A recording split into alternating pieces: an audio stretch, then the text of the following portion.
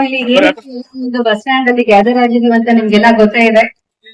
So ಈ ದಿನ ಏನು ನಾವು ನಮ್ಮ ದೇಶದ ಮೇಲೆ ಯಾರಾದ್ರೂ ಯುದ್ಧಕ್ಕೆ ಬಂದಾಗ, ಒಂದು ವಿಪತ್ತು ಅಂತ ಬಂದಾಗ ನಾವು ಯಾವ ತರ ನಮ್ಮನ್ನ ನಾವು ರಕ್ಷಿಸ್ಕೋಬೇಕು.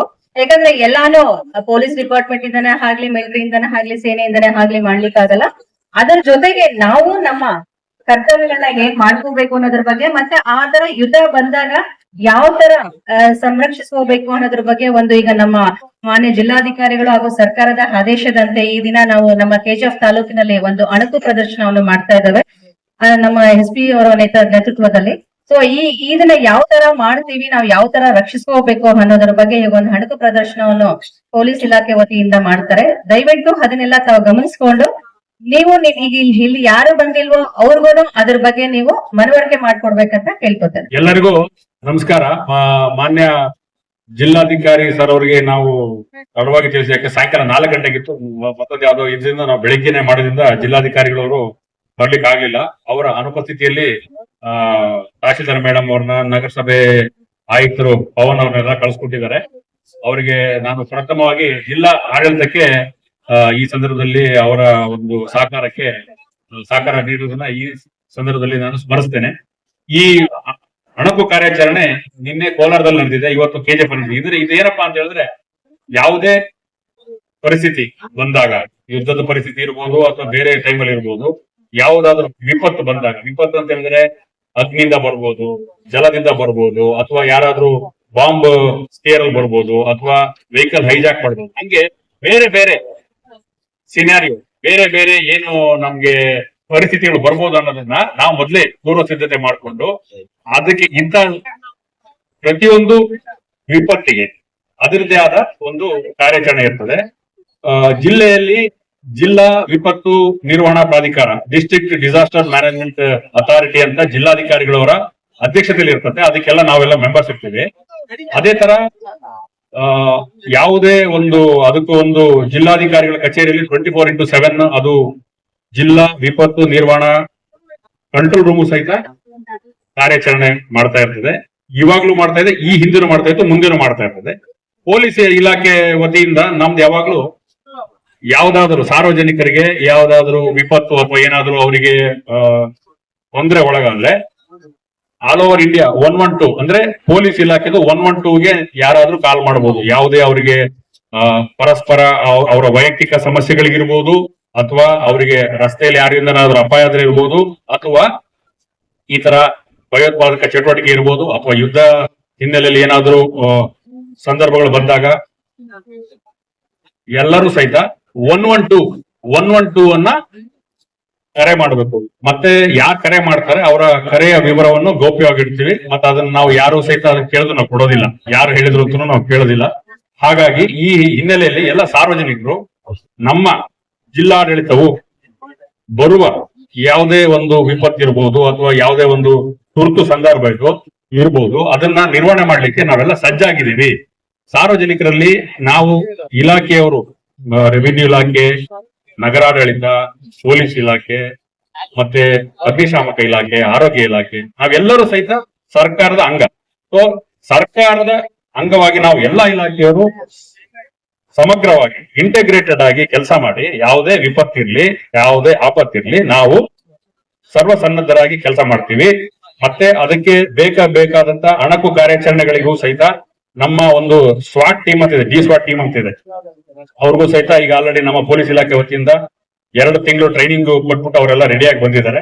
ಸೊ ಈ ತರದ್ದು ನಾವು ಟ್ರೈನಿಂಗ್ ಅನ್ನ, ಪ್ರಿಪರೇಷನ್ ಅನ್ನ ನಾವು ಪೀಸ್ ಟೈಮಲ್ಲಿ ಮಾಡ್ತಾನೆ ಇರ್ತೀವಿ. ಇವಾಗ್ಲೂ ಸಹಿತ ಎಲ್ಲದಕ್ಕೂ ನಾವು ಸರ್ವಸನ್ನದ್ಧರಾಗಿದ್ದೀವಿ. ಮತ್ತೆ ಯಾರೂ ಸಹಿತ ಸುಳ್ಳು ವದಂತಿಗಳಿಗೆ ಕಿವಿ ಕೊಡಬಾರ್ದು. ಏನೇ ಇದ್ರು ಆಥರೈಸ್ಡ್ ಅಧಿಕೃತ ಮೂಲಗಳಿಂದ ಮಾಹಿತಿ ಸಂಗ್ರಹ ಮಾಡಬೇಕು. ವಾಟ್ಸ್ಆಪ್ ಗಳಲ್ಲಿ ಬಹಳಷ್ಟು ಗಾಬರಿ ಹುಟ್ಟಿಸುವಂತ ಅಥವಾ ಸಡನ್ ಆಗಿ ಸೆನ್ಸೇಷನ್ ಕ್ರಿಯೇಟ್ ಮಾಡುವಂತ ಸುದ್ದಿಗಳು ಸಡನ್ ಆಗಿ ಯಾರೋ ಒಬ್ರು ಬಿಟ್ಬಿಡ್ತಾರ. ಅದು ಒಂದು ವಾಟ್ಸ್ಆಪ್ ಗ್ರೂಪ್ ಅಲ್ಲಿ 200 ಜನ 2,500 ಜನ 500 ಜನ ಇರ್ತಾರೆ. 1 ಸೆಕೆಂಡ್ ಅಲ್ಲಿ ಎಲ್ಲ ಮೆಸೇಜ್ 5 ಗುಂಪಿಗೆ ಹಾಕ್ಬೋದು. 500 × 5 1 ಸೆಕೆಂಡ್ 2,500. ಅವ್ರು 2,500 ಜನ ಅವ್ರ ಬೇರೆ ಬೇರೆ ಗ್ರೂಪ್ ಅಲ್ಲಿ ಹಾಕಿದ್ರೆ 1 ನಿಮಿಷದಲ್ಲಿ 10,000 ಜನಕ್ಕೆ ಹೋಗ್ಬಿಡುತ್ತದೆ. ಸೊ ಇದು ವಾಟ್ಸ್ಆಪ್ ಇರ್ಬೋದು, ಸೋಷಿಯಲ್ ಮೀಡಿಯಾದ ಇರ್ಬೋದು, ಇದು ಇದರ ಒಂದು ಶಕ್ತಿ. ಆಯ್ತು, ಅದನ್ನ ವಾಟ್ಸ್ಆಪ್ ಹಂಗಂತ ನಾವು ಬಳಸಲ್ ಬಿಡಕ್ಕಾಗತ್ತಾ? ನೋ, ವಾಟ್ಸ್ಆಪ್ ಅನ್ನ ಬಳಸ್ಬೇಕಾಗತ್ತೆ. ಅದನ್ನ ವಾಟ್ಸ್ಆಪ್ ಅನ್ನ ನಮ್ಮ ಪೊಲೀಸ್ ಇಲಾಖೆ ಹೊತ್ತಿಗೆ ಅಥವಾ ಒಂದು ಏನು ಸತ್ಯದ ಸುದ್ದಿ ಇದೆ ಅದನ್ನ ಸ್ಪ್ರೆಡ್ ಮಾಡಕ್ಕೆ ನಾವು ಬಳಸ್ಕೋಬೇಕು. ವಾಟ್ಸ್ಆಪ್ ಇರ್ಬೋದು, ಯಾವ್ದೋ ಸೋಷಿಯಲ್ ಮೀಡಿಯಾ ಇರ್ಬೋದು. ಹಾಗಾಗಿ ನಮ್ಮ ಫೇಸ್ಬುಕ್, ಟ್ವಿಟರ್ ಮತ್ತೆ ಇದ್ರಲ್ಲಿ ಇನ್ಸ್ಟಾಗ್ರಾಮ್ ಅಲ್ಲಿ ನಾವು ಪ್ರತಿದಿನ ಎಲ್ಲ ಪೋಸ್ಟ್ ಮಾಡ್ತಾ ಇರ್ತೀವಿ. ವಾಟ್ಸ್ಆಪ್ ಅಲ್ಲಿ ಯಾವುದೇ ಸುದ್ದಿ ಬಂದ್ರು ಸಹಿತ KSP ಫ್ಯಾಕ್ಟ್ ಚೆಕ್ ಅಂತ ಇದೆ, Karnataka state police fact check ಅಂತ ಇದೆ. ಅದು ಅಧಿಕೃತ ವೆಬ್ಸೈಟ್. KSP ಫ್ಯಾಕ್ಟ್ ಚೆಕ್ ಅಂತ ಹೋಗಿ ನೋಡಿದ್ರೆ ಎನಿ ನ್ಯೂಸ್ ಬಂದ್ರು ಸಹಿತ ಆ ನ್ಯೂಸ್ ಸುಳ್ಳು ಅಥವಾ ಸತ್ಯನೋ ಅನ್ನೋದನ್ನ ಅಲ್ಲಿ ನೀವು ಚೆಕ್ ಮಾಡ್ಬೋದು. ಸಡನ್ ಆಗಿ ಏನ್ ಮಾಡ್ತಾರೆ, ಇದಕ್ಕಿದ್ದಂಗೆ ಅಲ್ಲಿ ಹಂಗಾಯ್ತದ ಹಿಂಗಾಯ್ತದ ಹೇಳ್ತಾರೆ. ಕೆಲವೊಂದು ಆತರ ಇರಲ್ಲ. ಇಲ್ಲಿ ನೋಡಿ, ಅಗ್ನಿಶಾಮಕ ಇಲಾಖೆಯವರು ಬಂದಿದ್ದಾರೆ. ಮತ್ತೆ ನಾವೆಲ್ಲರೂ ಸಹಿತ ಜಿಲ್ಲಾಡಳಿತದ ವತಿಯಿಂದ ಎಲ್ಲರೂ ನಾವು ಇಲ್ಲಿ ಇಂಟಿಗ್ರೇಟೆಡ್ ಆಗಿ ಒಂದು ತಂಡವಾಗಿ ಬೇರೆ ಬೇರೆ ಇಲಾಖೆ ಎದುರು ಸಹಿತ ವಿಪತ್ತು ಬಂದಾಗ ನಮ್ಮ ಇಲಾಖೆಯ ಕರ್ತವ್ಯಗಳ ಜೊತೆಗೆ ಇದನ್ನು ಸಾರ್ವಜನಿಕರ ಪ್ರಾಣ ಆಸ್ತಿ ರಕ್ಷಣೆ ಮಾಡದೆ ನಮ್ಮ ಕರ್ತವ್ಯದ ಪ್ರಮುಖ ಅಂಶವಾಗಿರುತ್ತೆ. ಆ ಹಿನ್ನೆಲೆಯಲ್ಲಿ ನಾವೆಲ್ಲ ಮಾಡ್ತಾ ಇದೀವಿ. ಈ ಸಂದರ್ಭದಲ್ಲಿ ನಮಗೆ ಮಾನ್ಯ ಸರ್ಕಾರದಿಂದ ಬಂದ ನಿರ್ದೇಶನದ ಹಿನ್ನೆಲೆಯಲ್ಲಿ ಮಾನ್ಯ ನಮ್ಮ ಪೊಲೀಸ್ ಎಲ್ಲ ಮೇಲಧಿಕಾರಿಗಳ ಮಾರ್ಗದರ್ಶನ ಹಾಗೂ ಸಲಹೆ ಸೂಚನೆಗಳ ಮೇರೆಗೆ ಮಾನ್ಯ ಜಿಲ್ಲಾಧಿಕಾರಿಗಳವರ ಸಲಹೆ ಮತ್ತು ಮಾರ್ಗದರ್ಶನ, ಅವರು ನಿನ್ನೆನೂ ಸಹಿತ ನನಗೆ ಕೇಳಿದ್ರು, ಇದು ಕೋಲಾರದಲ್ಲಿ ಆಗಿದೆ, ಇದೇ ತರ ನೀವು KJF ಚೆನ್ನಾಗಿ ಮಾಡ್ಬೇಕು ಅಂತ ನಮ್ಗೆಲ್ಲ ಬಹಳ ಸಪೋರ್ಟ್ ಮಾಡಿದ್ದಾರೆ, ಎಂಕರೇಜ್ ಮಾಡಿದ್ದಾರೆ. ಎಲ್ಲರಿಗೂ ಸಹಿತ ಈ ಸಂದರ್ಭದಲ್ಲಿ ಯಾಕೆಂದ್ರೆ ಪ್ರಥಮವಾಗಿ ಅವರ ಸಲಹೆಗಳನ್ನ ನಾವು ಹೋಗೊಟ್ಟು ನಮ್ಮ ಕರ್ತವ್ಯವನ್ನು ಮಾಡ್ತೀವಿ. ಈಗ ಇವತ್ತಿನ ಅಣಕು ಕಾರ್ಯಾಚರಣೆಯ ಸಂಕ್ಷಿಪ್ತವಾಗಿ ನಮ್ಮ RPF ಸೋಮಶೇಖರ್ ಅವರು ಹೇಳ್ತಾರೆ.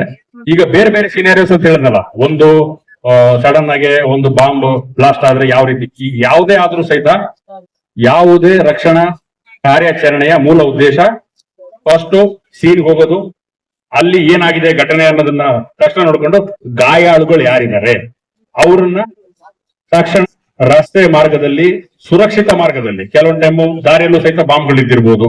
ಸೊ ಇದನ್ನೆಲ್ಲ ನೋಡ್ಕೊಂಡು ಸುರಕ್ಷಿತ ಮಾರ್ಗದಲ್ಲಿ ಅವರನ್ನ ಯಾವುದೇ ಸಮಯ ವ್ಯರ್ಥ ಮಾಡದಲೆ ಆಸ್ಪತ್ರೆಗೆ ಸೇರಿಸಿ ಆಸ್ಪತ್ರೆಯಲ್ಲಿ ಅವರಿಗೆ ಬೇಕಾದಂತ ಚಿಕಿತ್ಸೆಗಳನ್ನ ಕೊಡ್ಲಿಕ್ಕೆ ನಾವು ಆಂಬ್ಯುಲೆನ್ಸ್ ಅನ್ನ ಬಳಸ್ಕೊಳ್ಳೋದು, ಅಥವಾ ಅಲ್ಲೇನಾದ್ರು ಅಗ್ನಿ ಅವಘಡ ಆಗಿದ್ರೆ ಫೈರ್ ಟೆಂಡರ್ ಅವ್ರನ್ನ ಬಳಸ್ಕೊಳ್ಳೋದು. ಈ ತರ ಯಾವುದೇ ವಿಪತ್ತಾದಾಗ, ಒಂದು ಅಗ್ನಿ ದುರಂತ ಆಗ್ಬೋದು ಅಥವಾ ಇಲ್ಲಾಂದ್ರೆ ಬಾಂಬ್ ಬ್ಲಾಸ್ಟ್ ಆಗಿರ್ಬೋದು, ಈ ತರದ್ ಎಲ್ಲ ಆದಾಗ ಬೇರೆ ಬೇರೆ ಸಿನಾರಿಯೋಗೆ ಬೇರೆ ಬೇರೆ ತರ ಟ್ರೈನಿಂಗ್ ನಮ್ಮ ಸ್ವಾಟ್ ಟೀಮ್ ಅವ್ರು ಮಾಡಿರ್ತಾರೆ. ಇವತ್ತಿನ ಕಾರ್ಯಾಚರಣೆ ಏನಿದೆ ಅನ್ನೋದನ್ನ ಅವರು ನಮಗೆ ಹೇಳ್ತಾರೆ. ಇದು ಅಣಕು ಕಾರ್ಯಾಚರಣೆ ಅಷ್ಟೇ, ಬಟ್ ಅದನ್ನ ನಾವು ರಿಯಲ್ ಟೈಮ್ ಅಲ್ಲೇ ಮಾಡ್ತೀವಿ. ಎಲ್ಲರದು ತಾವು